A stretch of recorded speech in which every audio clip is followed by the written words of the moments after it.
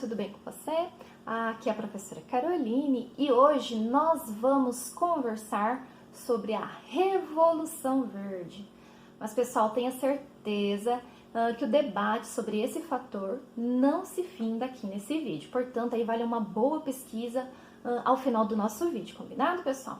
Então, a Revolução Verde, ela consiste na modernização da agricultura em escala global, efetivada por meio da inserção, então, de inovações tecnológicas na produção de alimentos. Teve como base as sementes geneticamente modificadas, os maquinários agrícolas e também aí os insumos químicos, como os fertilizantes e os agrotóxicos. Portanto, a Revolução Verde é um processo de modernização que alterou profundamente o cenário do campo e as relações de trabalho rural no Brasil e no mundo. Esse modelo, baseado aí no uso então intensivo de agrotóxicos e fertilizantes sintéticos na agricultura, é um fato corrente no campo e está presente aí na vida de muitos produtores em diversas áreas do mundo. Porém, exigiu-se aí uma gama de fatores que marcaram a sociedade no instante do seu surgimento. Então, a Revolução Verde, ela surge ali por volta de 1940, 1950, pegando então o período da Segunda Guerra Mundial e pós-Segunda Guerra Mundial. O contexto da Segunda Guerra Mundial colocou em questão a necessidade de garantia da segurança alimentar em ampla escala. Para que esse objetivo fosse possível, era imprescindível, então, a maior oferta de alimentos com base em um ganho de produtividade na agricultura. Esse foi um dos motivadores aí do processo de inovações tecnológicas no campo, embora não tenha sido o único motivo. Os maiores financiadores aí de pesquisas nesse período foram grupos privados e entre eles a Fundação Rockefeller, que investiu em estudos voltados ao melhoramento genético de cultivos, ali na época como o trigo e o milho. Liderando as pesquisas estavam Norman Borlaug e estudante após esse vídeo, também vale uma boa pesquisa sobre esse engenheiro agrônomo e que acabou ganhando o Nobel da Paz pela contribuição do aumento de produção de alimentos. Então, liderando essas pesquisas estava Norman Borlaug e ele dirigiu o programa de produção de trigo no México, na década de 1940, e uma parceria então entre o governo mexicano e o grupo Rockefeller, que você já deve ter ouvido falar. Mas a Revolução Verde não é apenas um avanço técnico para aumentar a produtividade, mas também existe aí uma intencionalidade inserida dentro de uma estrutura e de um processo histórico. Nesse sentido, nos remetemos para o contexto lá do final da Segunda Guerra Mundial. Ainda antes de terminar a Segunda Guerra Mundial, instituições privadas, então como citei a Rockefeller, enxergaram na agricultura uma boa chance para a reprodução do capital e começaram a investir em técnicas para o melhoramento aí de sementes, como milho, arroz, trigo, sementes aí que são a base da alimentação da população mundial. Mas lá já findada a Segunda Guerra Mundial, muitas indústrias químicas começaram então a produzir e incentivar o uso de agrotóxicos para eliminar os fungos, insetos, as ervas daninhas. Além disso, nós temos também a construção e adoção de um maquinário pesado, como os tratores, colheitadeiras, então, para serem utilizados aí nas diversas etapas agrícolas, desde o plantio até a colheita.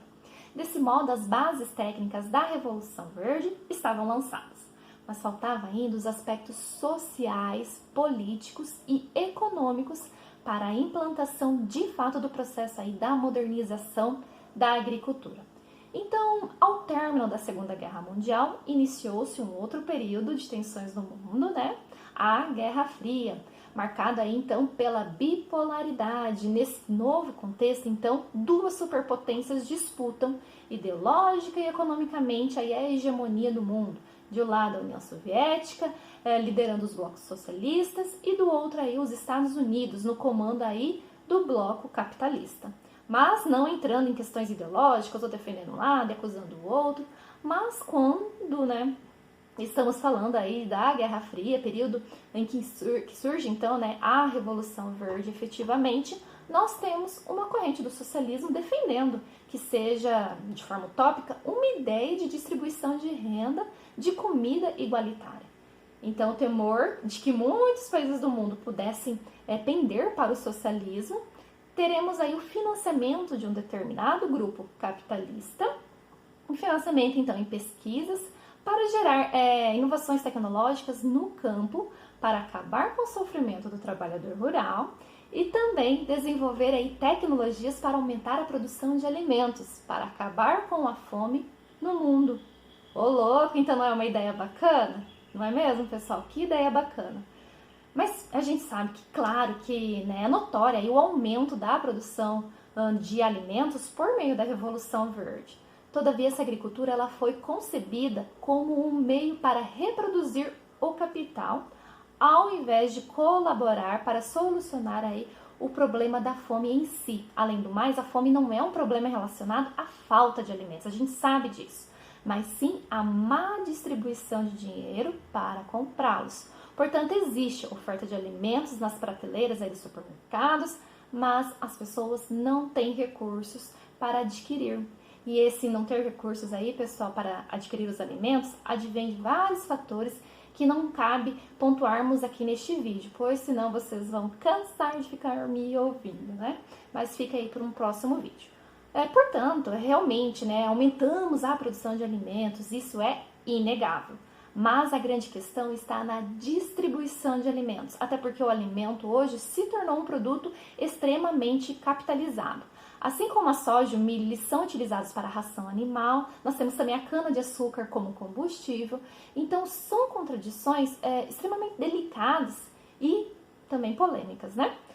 Mas a Revolução Verde, então, inseriu esses maquinários muito mais modernos, insumos agrícolas muito mais modernos, como, por exemplo, pessoal, a gente pode conversar aqui que cada solo ele vai ter uma deficiência, um tipo de composto mineral. Tem solo que não tem tanto nitrogênio, outros não tem tanto potássio. Aí, pensaram, né? E se a gente fizesse, por exemplo, fertilizantes químicos? Nós temos também, por exemplo, a questão do centro-oeste, a questão que a gente sabe ali da região do Cerrado, onde a soja se expandiu muito, a expansão aí da fronteira agrícola e tal.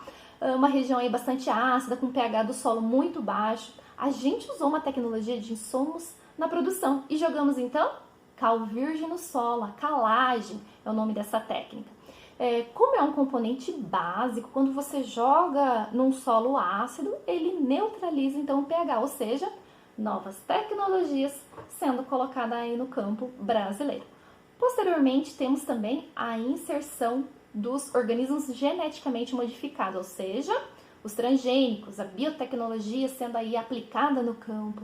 Aí a gente começou a mexer nas sementes para que elas fossem mais resistentes aos pesticidas, para que elas gerem uma fruta que não tem semente, ou também que tem uma casca daquele jeito diferente. Então, as tecnologias da Revolução Verde, pessoal, começaram a ser aplicadas nos países desenvolvidos lá pela década de 50, como sabemos. Mas aí nas décadas de 1960 e 70, essa Revolução Verde chegou aos países subdesenvolvidos. E os grandes expoentes dos países subdesenvolvidos da época foram então Brasil, Filipinas, Índia, Argentina. E falando aí do Brasil um pouquinho, o Brasil, a Revolução Verde foi fomentada a partir aí da década de 1960. Ela foi um dos pilares do chamado Milagre Econômico Brasileiro, lembra? Movimento instituído pelos governantes da época para alavancar as taxas de crescimento econômico do Brasil.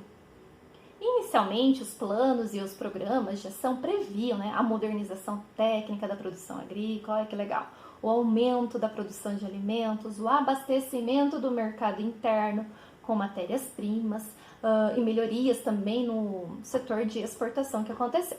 A partir de 70, estabeleceu-se então planos nacionais de desenvolvimento que consolidaram a Revolução Verde aqui nos campos brasileiros e determinaram então o avanço, lembram, das fronteiras agrícolas como as áreas de cerrado.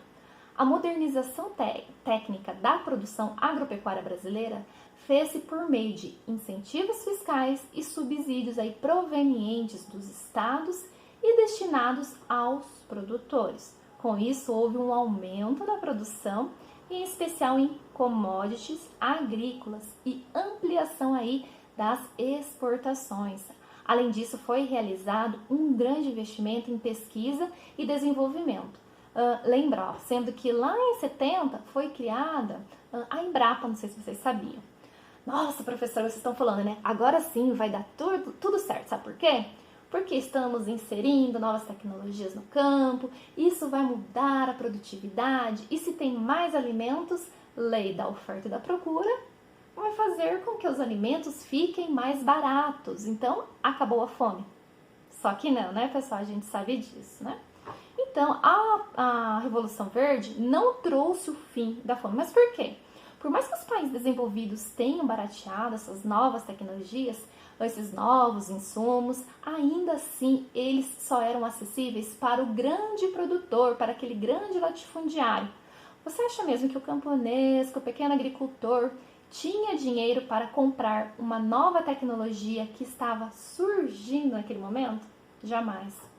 Os investimentos realizados nesse período resultaram então num setor agrícola extremamente forte, desenvolvido, com ampla utilização de tecnologias aí baseado na monocultura de exportação. Contudo, os benefícios ficaram aí concentrados na mão de pequenos grupos de grandes produtores rurais. Portanto, a Revolução Verde desencadeou aí uma grande concentração fundiária, assim como o aumento dos conflitos também agrários, né, e também aí da desigualdade social. Então, a consequência da Revolução Verde nos países subdesenvolvidos, principalmente, foi criar um abismo ainda maior, no qual aí a galera da agricultura patronal, da agricultura latifundiária, que já era privilegiada, que já tinha dinheiro, teve acesso a essas novas tecnologias, aumentando muito mais aí a sua produtividade, aumentando a concentração de terras, e o pequeno agricultor ficou mais excluído socialmente, mais excluído economicamente, ou seja, o abismo aí, né, entre os dois tipos de produção aumentou. A Revolução Verde, como todo processo econômico, a gente sabe, teve vantagens e teve desvantagens, baseadas aí no impacto que esse modo de produção causou na sociedade. Mas é inegável que a sua implementação provocou uma transformação da produção agrícola, onde podemos citar aí também como principais vantagens. Tivemos sim, nós temos, né, o aumento da produtividade, o emprego de técnicas de cultivo modernas no campo, baseadas aí no desenvolvimento de máquinas, de equipamentos, insumos, o investimento em ciência, em tecnologia, né, tivemos também para o desenvolvimento das atividades agrícolas.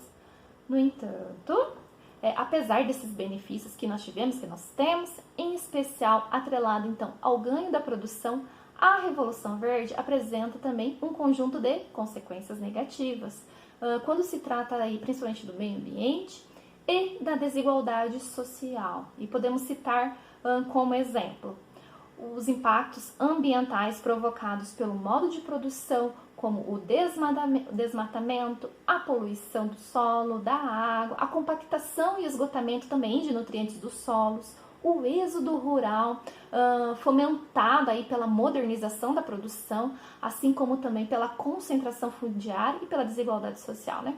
Problemas de saúde derivados aí de aplicação de agrotóxicos e defensivos agrícolas, e a degradação ambiental prejudicou também, né, as pequenas comunidades rurais.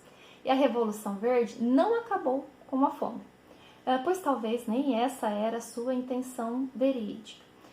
A Revolução beneficiou, né, as grandes empresas detentoras então das patentes químicas, dos organismos geneticamente modificados e os agrotóxicos, responsáveis então pela produção e distribuição desses materiais. Essas empresas aumentaram suas riquezas e são fundamentais aí na cadeia agrícola mundial, mas o que não significa algo positivo.